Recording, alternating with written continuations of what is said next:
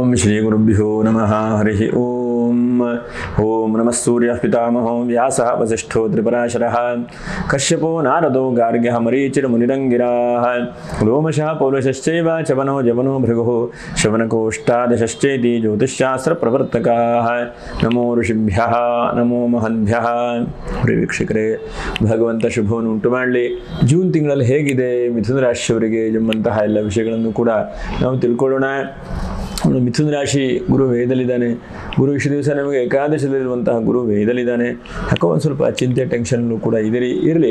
ರವಿ ಬುಧರು ಶುಕ್ರರು ಕೂಡ ಮೂರು ತ್ರಿಗ್ರಹಗಳು ಕೂಡ ರಾಶಿಯಲ್ಲಿದ್ದು ಸಪ್ತಮ ರಾಶಿಯನ್ನು ನೋಡಲ್ಪಟ್ಟಿದ್ದಾರೆ.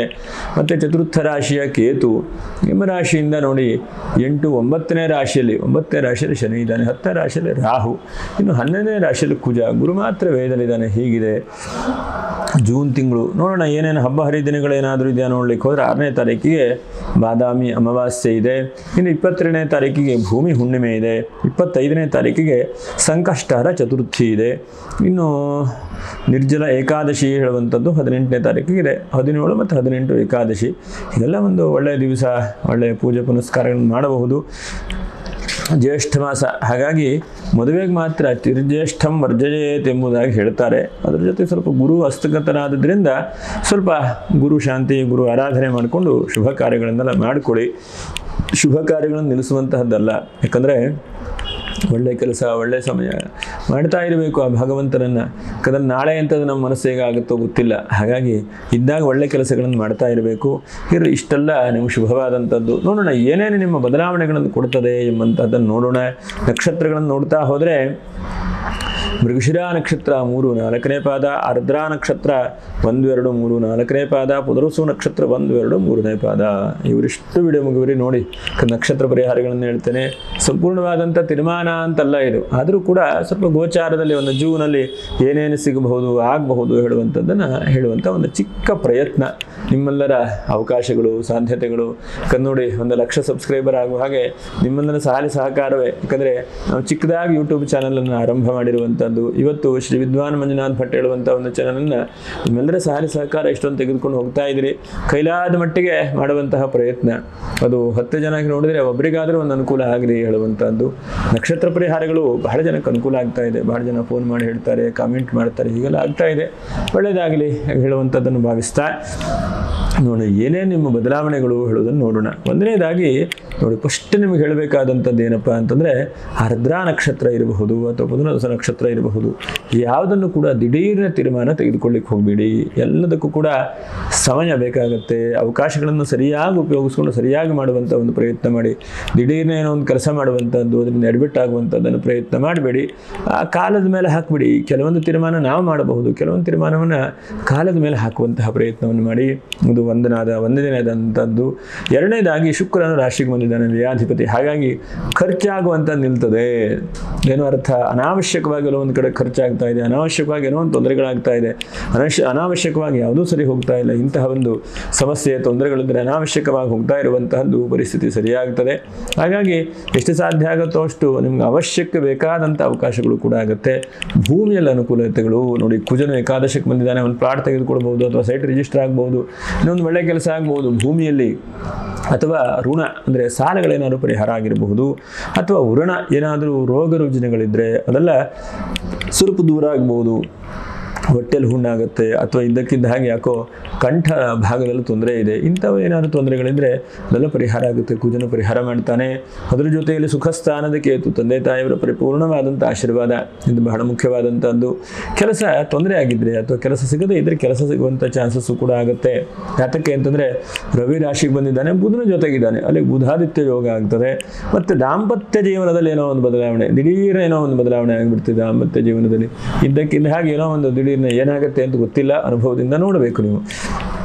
ಭಾಗ್ಯದ ಶನಿ, ವಾಹನದ ಅಭಿವೃದ್ಧಿ, ಏನೋ ಒಂದು ಕಡೆಗೆ ವಾಹನದಲ್ಲಿ ಅನುಕೂಲ ಆಗುವಂಥದ್ದು, ಪ್ರಯಾಣ ಮಾಡುವಂಥದ್ದು, ದೇವತಾ ಕ್ಷೇತ್ರಗಳನ್ನು ಹೋಗುವಂಥದ್ದು, ಎಲ್ಲ ಒಂದು ಕಡೆ ಹೋಗಿ ಒಂದು ಒಳ್ಳೆಯ ರೀತಿಯಾದಂಥ ಕೆಲಸ ಕಾರ್ಯಗಳನ್ನು ಮಾಡುವಂತಹ ಪ್ರಯತ್ನಗಳನ್ನು ಕೂಡ ಮಾಡ್ತೀರಿ ನೀವು. ಯಾಕಂದರೆ ನಿಮ್ಮ ಉದ್ದೇಶ ಏನಂತಂದರೆ ಸದಾಕಾಲ ಹೋರಾಟ ಮಾಡುವಂಥದ್ದು, ಸದಾಕಾಲ ಜನಕ್ಕೆ ಹೆಲ್ಪ್ ಮಾಡುವಂಥದ್ದು, ಇನ್ನೊಂದು ಒಳ್ಳೆಯದಾಗಲಿ ಅಂಥೇಳಿ ನೀವು ಮಾಡ್ತಾ ಇರ್ತೀರಿ. ಒಳ್ಳೆಯದಾಗುವಂಥದ್ದು ಕೂಡ ಆ ಭಗವಂತ ಮಾಡ್ತಾನೆ. ಅದರಿಂದ ಒಳ್ಳೆಯದಾದಂಥ ಅವಕಾಶಗಳು ಕೂಡ ದೈವಾನುಗ್ರಹ ಇದೆ. ಇನ್ನು ಕಾರ್ಮಿಕರಿಗೂ ಕೂಡ ಬಹಳ ಚೆನ್ನಾಗಿದೆ. ಹೋಟೆಲ್ ಉದ್ಯಮಿಗಳಿಗೆ ನೋಡಿ ಈ ತಿಂಗಳಲ್ಲಿ ಬಹಳ ಉತ್ತಮವಾದ ಮುಖ್ಯವಾದಂಥದ್ದು. ಶುಕ್ರನು ರಾಶಿಗೆ ಬಂದಿದ್ದಾನೆ. ಹೋಟೆಲ್ ಉದ್ಯಮಿಗಳಿರಬಹುದು, ಕೃಷಿ ಕ್ಷೇತ್ರದಲ್ಲಿ ಇದ್ದಂಥವ್ರು ಇರಬಹುದು, ಮತ್ತು ಕಾನೂನಿನ ಸಲಹೆ ಕೊಡುವಂಥವ್ರು, ಲಾಯರ್ ಇರಬಹುದು, ಅಥವಾ ಏನೋ ಒಂದು ತೀರ್ಮಾನ ಮಾಡುವಂಥವ್ರು, ಹಿತೈಷಿಗಳು ಅಂತೇನು ಹೇಳ್ತೇವೋ.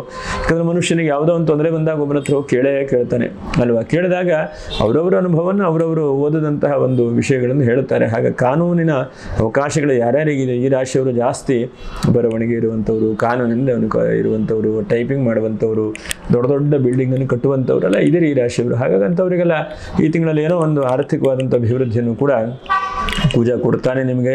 ಮತ್ತು ವಾಹನದ ಏನೋ ಒಂದು ಬದಲಾವಣೆಗಳನ್ನು ಕೂಡ ಕೊಡ್ತಾನೆ. ಬಹಳ ಮುಖ್ಯವಾಗಿ ನಾವು ಗಮನಿಸೋದು ವಾಹನದ ಬದಲಾವಣೆ ಏನಾಗುತ್ತೆ ಅಂತಂದರೆ, ಹಳೆ ವಾಹನ ಇದ್ದರೆ ಹೊಸ ವಾಹನ ಬರಬಹುದು, ಇದನ್ನು ಕೂಡ ನಾವು ಗಮನಿಸಬಹುದು.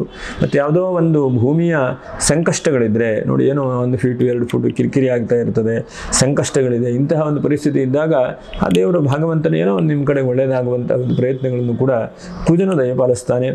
ಭ್ರಾತೃ, ಅಣ್ಣ ತಮ್ಮ ಅಕ್ಕ ತಂಗಿರಿಂದ ಸ್ವಲ್ಪ ಶುಭ ಒಳ್ಳೆಯ ರೀತಿಯಾದಂತಹ ಫಲಗಳನ್ನು ಕೂಡ ಕಾಣ್ತೀರಿ. ಮತ್ತು ಮನಸ್ತಾಪಗಳು ಬಹಳ ಎಷ್ಟೋ ಸಲ ನಾವು ನೋಡ್ತಾ ಇರ್ತೇವೆ, ಅಣ್ಣ ತಮ್ಮನೇ ಕಿರಿಕಿರಿ ಮಾಡ್ಕೊಳ್ತಾರೆ, ಅಣ್ಣ ತಮ್ಮನೇ ಬೇಜಾರು ಮಾಡ್ಕೊಳ್ತಾರೆ. ಇಂತಹ ಮನಸ್ತಾಪಗಳು, ಸಮಸ್ಯೆಗಳು ದಿಢೀರ್ನೆ ಒಂದು ಯಾವುದೋ ಒಂದು ಚಿಕ್ಕದಾದಂಥ ವಿಷಯಕ್ಕೆ ಪರಿಹಾರ ಆಗಿಬಿಡ್ತದೆ. ಇದು ಬಹಳ ಮುಖ್ಯವಾದಂಥದ್ದು. ಮತ್ತು ಅದರ ಜೊತೆಯಲ್ಲಿ ನೋಡಿ, ನಿಮ್ಮ ರಾಶ್ಯಾಧಿಪತಿಯಾದಂತಹ ಬುಧನೂ ಕೂಡ ಸಪ್ತಮವನ್ನು ನೋಡಲ್ಪಟ್ಟಿದ್ದಾನೆ. ಹಾಗಾಗಿ ಶೈಕ್ಷಣಿಕ ಕ್ಷೇತ್ರದಲ್ಲಿ ಟೀಚಿಂಗ್ ಪ್ರೊಫೆಷನಲ್ಲಿ ಇರುವಂಥವ್ರು, ಇಂಥವರಿಗೆಲ್ಲ ಸ್ವಲ್ಪ ಒಳ್ಳೆ ರೀತಿಯಾದಂಥ ಆಸೆ ಆಕಾಂಕ್ಷೆಗಳೆಲ್ಲ ಒಂದು ಒಳ್ಳೆ ರೀತಿಯಾಗಿ ನಡೀತದೆ. ಹಾಗೆ ಒಳ್ಳೆ ರೀತಿಯಾಗಿ ನಿಮ್ಮ ಒಂದು ಬಲವೂ ಕೂಡ ವೃದ್ಧಿಯಾಗುತ್ತೆ.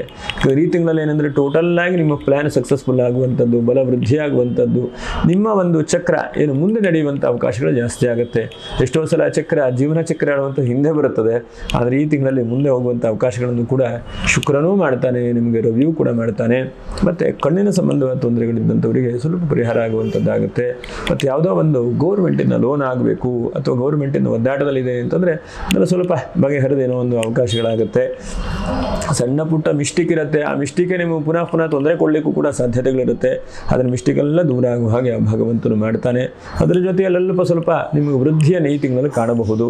ಒಂದು 5 ಜಾಗ್ರತೆಗಳು ನೋಡಿ. ಒಂದನೇದಾದಂಥ ಜಾಗ್ರತೆ, ಸ್ವಲ್ಪ ನೀರಿಂದ ಸಣ್ಣ ಪುಟ್ಟ ಸಮಸ್ಯೆಗಳು ಬರಬಹುದು. ಇದ್ದಕ್ಕಿದ್ದ ಹಾಗೆ ಹೊಟ್ಟೆ ಭಾಗದಲ್ಲಿ ಜೀರ್ಣಕ್ರಿಯೆಯಲ್ಲಿ ಏನಾದರೂ ತೊಂದರೆ ತಾಪತ್ರೆಗಳು ಕಾಣಿಸ್ಕೊಳ್ಬಹುದು. ಇದ್ದಕ್ಕಿದ್ದ ಹಾಗೆ ಮನಸ್ಸಿನ ಆತಂಕಗಳು, ಚಿಂತೆ ಸ್ವಲ್ಪ ಜಾಸ್ತಿ ಆಗುವಂಥ ಸಾಧ್ಯತೆಗಳಿದೆ. ಹಾಗಾಗಿ ಎಷ್ಟಾಗುತ್ತೋ ಅಷ್ಟು ಯೋಚನೆ ಮಾಡಿ ಒಳ್ಳೆ ಕಡೆಗೆ ನೀವು ಹೋಗುವಂಥ ಪ್ರಯತ್ನಗಳನ್ನು ಮಾಡಿ.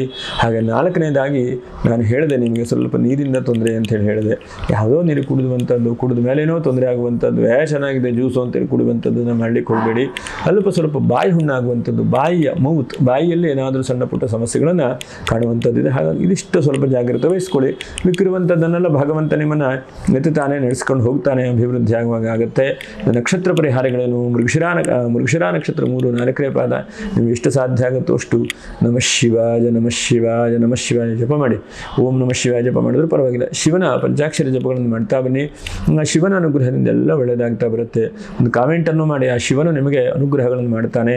ಆರ್ದ್ರಾ ನಕ್ಷತ್ರ, ನೀವು ಎಷ್ಟು ಸಾಧ್ಯ ಆಗುತ್ತೋ ಅಷ್ಟು ಶಿವನ ದೇವಸ್ಥಾನಕ್ಕೆ ಹೋಗಿ ಬಿಲ್ವಪತ್ರ ಅರ್ಚನೆಯನ್ನು ಮಾಡಿ. ಸಾಧ್ಯವಾದರೆ ಒಂದು 15ನೇ ತಾರೀಕಿಗೆ ಮಾಡಿ, ಅದು ಬಹಳ ಒಳ್ಳೆಯದಾದಂಥದ್ದು. 15ನೇ ತಾರೀಕು ಶನಿವಾರ ಇದೆ ಮತ್ತು ಸಂಕ್ರಾಂತಿಯೂ ಕೂಡ ಇದೆ.